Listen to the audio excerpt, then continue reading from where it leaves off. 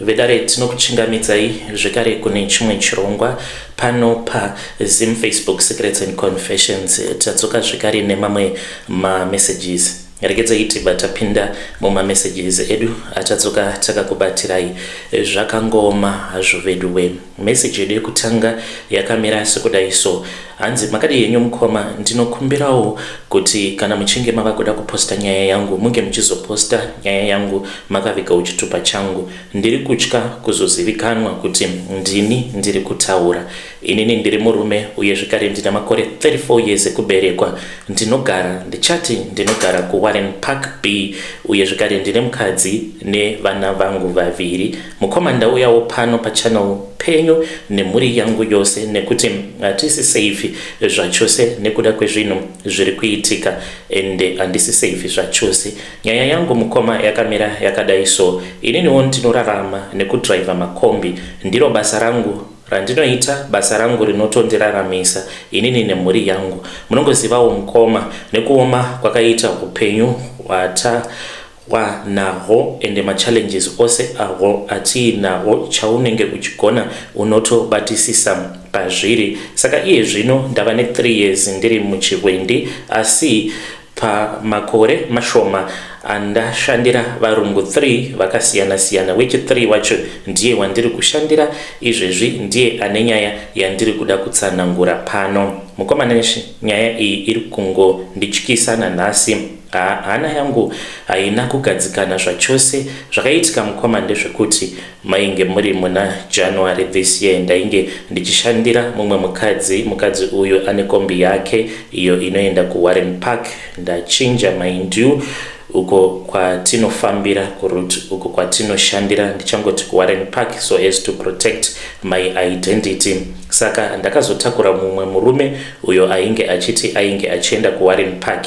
Saka ainge akagara kumberi kwekombi paya panogara mapassenger nekuti aiti pandiri kuda kuburukira handipazivi nekuti aida kuenda ku Warren Hills kumakuva semunhu aiva pabasa chandaingoda imari. Saka handina kuzobvunza zvakawanda.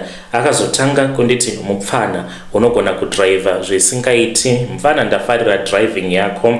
Nekuda kwedriving yako ndinoda kukupa kombi yangu yakagara kumba uye zvekare kombi iyi iri kuda hayo driver. Saka kana uchinge uchida basa unozondifonera tobva tataura pafoni. Akabva andipa nhamba dzake kuitira kuti kana ndichinge ndafunga ndaizomupa maupdate.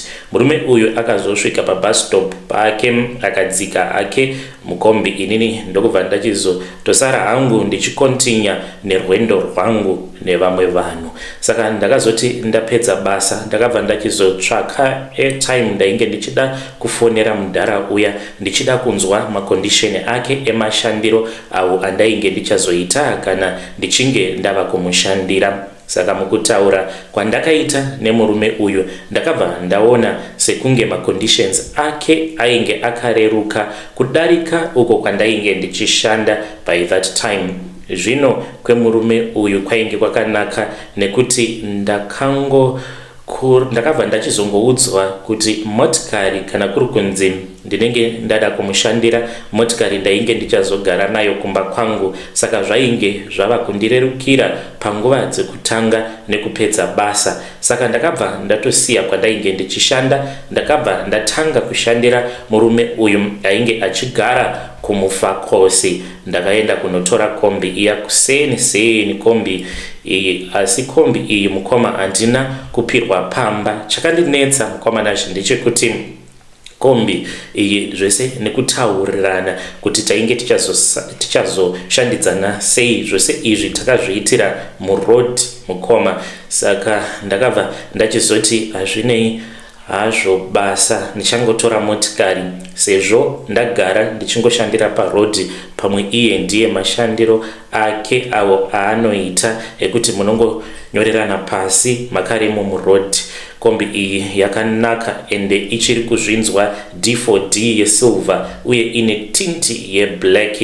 Ndakapiwa makey emota tisina kana bepa ratainge tanyorerana pasi, zvaingova zvekungotaurirana chete nemuromo. Akangonditi, ndakupa kombi iyi unotsvaka nayo mari, asi chandisingadi ndechekuti ndizowana mumwe munhu achidriva kombi yangu zvinenge zvisina permission yangu. Saka ndidzo mhiko dzatakabva tachizotorerana idzodzo. Kombi iyi ndakaitora musi wa 15 January ndikatanga kushanda zvakanaka. Ndaiti kana ndikasvika pamushikashika ndainge ndisingamiri more than 10 minutes, inenge yatozara nechekare. Ndainge ndava kuita mari mukoma. Upenyu hwangu kumba hwainge hwachinja. Ndainge ndava kutogara imba yakanaka yekuti ndainge ndava kukwanisa kutopakawo motikari mujuraho. Kumashure kwose uku mukomana zvinhu zvose zvainge zvichifamba zvakanaka. Dambudziko rakazotanga mainge muri muna August muno pakarohwa mwana wangu mukoma mukuru nezvishiri achibva kuchikoro kuma holiday lessons. Mwana ainge afizuka, ainge asingatauri. Takabva tamhanya kune vamwe madzibaba vatainge taudzwa nevamwe amai vepa next door pedu nekuti tainge tapererwa nezvainge zvaita mwana. Tasvika kwamadzibaba, mwana akabatsirwa akaita zvakanaka, ainge atova normal. Tapedza zvemwana, madzibaba vakabva vati motoenda munhu aita muuye naye. Vakabva vati handidi kutaura zvakawanda, pane zvandiri kuda kuti munge muchiona moga ndisina kukuudzai, otherwise munozoti zvimwe kuda ndiri kungoda mari kubva kwamuri. Madzibaba vakandipa munamato wedombo, vakanditi dombo 1 chete. Vakanditi ndinoisa dombo iroro padashboard remukombi kwemazuva 3 chete, asi pamazuva iwawo pane zvichaitika zvandichaona ndega nemaziso angu. Saka ndakazoita zvandainge ndaudzwa namadzibaba pa1st day kubasa hazvina kufamba zvakanaka. Ndakaswera ndichisungwa mutauni zuva rose, ndainge ndichingoshandira pasina. Zvainge zvisati zvakamboitika kubva pandainge ndakatanga kushandisa kombi iyi. Sezvo yainge ichiri kombi nyama, taitongofamba isu tisingambonetswi nemapurisa. Foni yemuridzi wekombi yainge isingaiti. The following day zvakangoitika the same thing. Foni yemurungu wangu yainge isingaiti. Saka akazoti ava manheru ndainge ndazviudza kuti ndava kuda kurasa munamato uyu nekuti wava kundipa mhepo dzekuti handichatoita mari. Ndakati ndichisvika pamba ndichinopaka kombi, ndichidzima engine, kombi yakabva yachizotura befu kuti fu sekunge munhu uye anenge aneta. Yakabva yazotaura kuti waita basa, wandizorodza, pawandishandisawo sawira pakwana. Ndava kuda ropa revanhu 6 gore rino, iro gore rino risati rapera. Saka chava kunetsa mukoma ndechekuti muridzi wekombi haasi kuwanikwa. Foni yake haichaita zvachose, kumba kwake handikuzivi. Kombi iyi yakasiiwa mumaoko angu. Saka iye zvino ndava ne7 days ndakapaka kombi iyi. Pamba pangu muridzi wayo handimuzivi nekuti hatina kana bepa ratakanyorerana pasi. Ininiwo ndava kutya kusvika pakombi iyi nekuda kwezvinhu zvayakataura. Saka marimwe zuro awo mukomanashi pane zvimwe zvekare zvakaitika.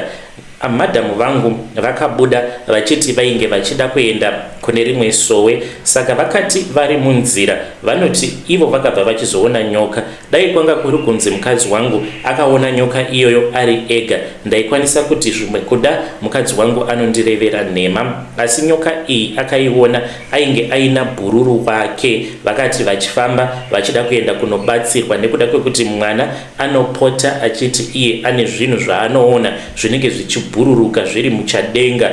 Zvinhu izvi zvinenge zvakaita kunge vanhu, kuita sekunge shiri. Ndizvo zvaanenge achitaura izvozvo, mwana achiti pane zvinhu zvandiri kuona izvo zvinouya kwandiri zvinenge zvichida kundirova, zvinenge zvichibhururuka zviri mudenga. Saka mudzimai wangu akabva ati handei tinge tichimbonobatsirwa nevamwe madzibaba. Ndainge ndiri busy plus nekutoneta nekuramba ndichingobatsirwa, asi ndichiona kuti chiri kuchinja apatomborina. Saka akabva achizoenda neshamwari yake, vakati vari munzira vachienda, anoti iye ndiye akatanga kuona nyoka. Asi nyoka iyi kutaura kwayo kwayakaita shamwari yefriend yangu, iye anoti haana zvaakanzwa as such, asi akangonzwa kungotura befu kuti fu sezvakaita kombi yandainge ndichishandisa. Asi mukadzi wangu iye anoti ndiye akabva achizonzwa nyoka ichitaura, akanditumidzira yakamera sekudai. So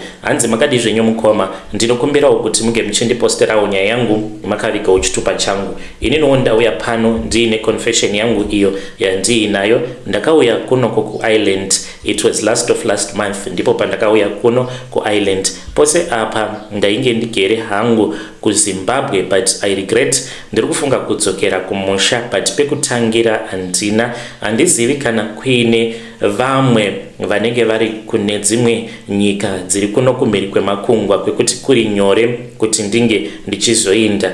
Ndakapusisiwa nemudzimai wangu because akazoti ndinge ndichiuya kuno ndichimhanya, asi ndainge ndakamuudza kuti ndainge ndichida kuti ndinge ndichitanga ndatora license. Ndainge ndagara ndiine license, but ndainge ndichida kuti ndinge ndichi-upgrade license rangu, then ndobva ndachizomboita gudo kana kwegore rose ndichiwana experience, kuitira kuti kana ndikazouya kuno kumhiri kwemakungwa kana kuri kunzi zvikaramba zvemuno muIsland, ndobva ndachizotsvaka somewhere kwekuenda ndichishanda as a truck driver. Asi mukomanashi mudzimai wangu akabva ati hazviiti, nguva yakatopera, takatodyiwa nenguva, imimi huyai tichazoona kuti toita sei. Ndiri kurarama senhapwa kuno kuIsland. Ndaonda mukomanashi kudya chaiko, kana ndikada kudya dzimwe nguva nekuda kwestress ndinotanga kurutsa nekuda kwezvose izvo zvandiri kuitwa nemudzimai wangu. Ndinozviziva kuti ndakamukanganisira,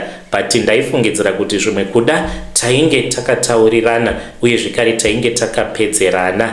Zvakaitika mukoma ndezvekudai ndakati ndichishanda ku Name Hidden Company. Company iyi itori company hombe, musazoitaura henyu nezita. Mukoma ndinotya kuzozivikanwa. Ndakabva ndachizosangana nemusikana wangu, but ndainge ndagara ndiine umwe musikana uyo wandainge ndichidanana naye. Saka ndakabva ndachizoti pano ndava kutodanana navo vari vaviri. Vasikana ava ndinge ndichizosarudza, ndinge ndichizoona kuti anondiitira chaiye ndeupi chaizvo. Saka ndakabva ndachizotanga kufambidzana navo vose vari vaviri panguva imwe chete. Sezvisinei vose vakabva vachizobatira pamuviri panguva imwe chete. Ndokubva ndachizosarudza uyo akazova mukadzi wangu ari kundishungurudza kusvika pari nhasi. Takati tava kugara tose kudaro, ndaipota ndichienda ndichinoona musikana wangu sezvo ainge aine pamuviri pangu.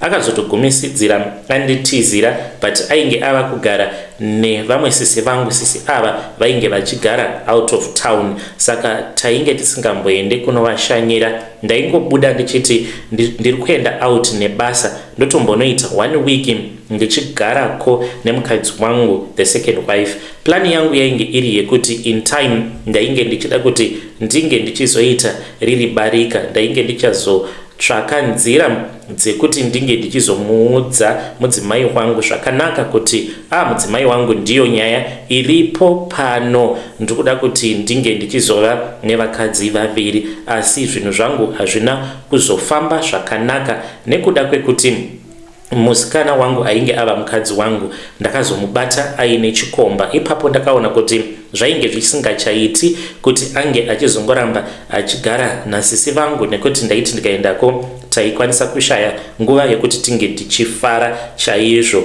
Saka ndakabva ndachizomutsvakirawo pake pekugara. Ainge achigara kustreet rekuseri. Ndokubva ndachizongomushanyira ndisina kumuzivisa kuti ndainge ndiri munzira ndichiuya. Ndakabva ndamubata red handed, ainge aine chikomba. Saka mukuzononetsana iye akabva achizozviita introduction kumukadzi wangu. Akangosvika pamba, ndainge ndakatogara namadhamu ndichinwa tea ndokubva ndatoona munhu achitopinda pamba akabva atoti mai guru kana kuti mai nini, ndoda kuti munge muchizviziva kuti kune mwana, asi inini nemurume wenyu takarambana nekuda kwekuti vakandibata ndiine chikomba. Ndakapererwa ndikashaya kuziva kuti ndoita sei. Marriage yangu ndipo payakabva yachizosheka ipapo. Kubvawo ipapo mumba mainge musisina mufaro, saka nekuda kwekuti mumba mainge musisina mufaro zvinhu zvainge zvakaoma, ndakazogumisidzira ndava kuita zvema-girlfriends, ende ndaiti pose pandinenge ndaita girlfriend ndaibva ndabatwa same time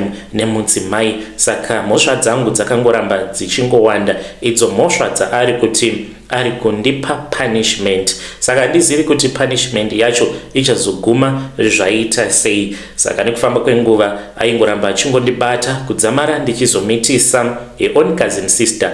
Vainge vakavengana ne-cousin sister yake, saka ndainge ndichiwirirana ne-cousin sister yemudzimai wangu. Taiwirirana top levels nekuda kwemabasa edu atainge tichishanda, taiwanzokushandidzana mumakambani edu. Saka iye handina kunge ndakaziva kuti ainge atoripo pakutongoda kutongobowa mudzimai wangu. Ndakarara ne-cousin sister yemudzimai wangu, akanditora video ndakarara, then ndokubva achizotumidzira mudzimai wangu zvokuti kutosvika pari nhasi pakabva pachizotoitika a division in the family. Fast forward mukoma, ndipo apo mudzimai paakabva achizouya kuno kumhiri kwemakungwa, auya kuno akabva achizoita kuti ndike ndichiita zvinhu zvangu ndichimhanya. Ndakabva ndachizouya kuno musi wandakasvika mukoma, ndakati ndichibata mukadzi akaramba kuti ndinge ndichimubata. Zvinova zviri zvinhu zvakandinetsa mumwoyo nemupfungwa dzangu kuti sei mukadzi asiri kuda kubatwa neni, kuzosvika achizondiudza kuti ane boyfriend. Saka mukadzi wangu akandiudza kuti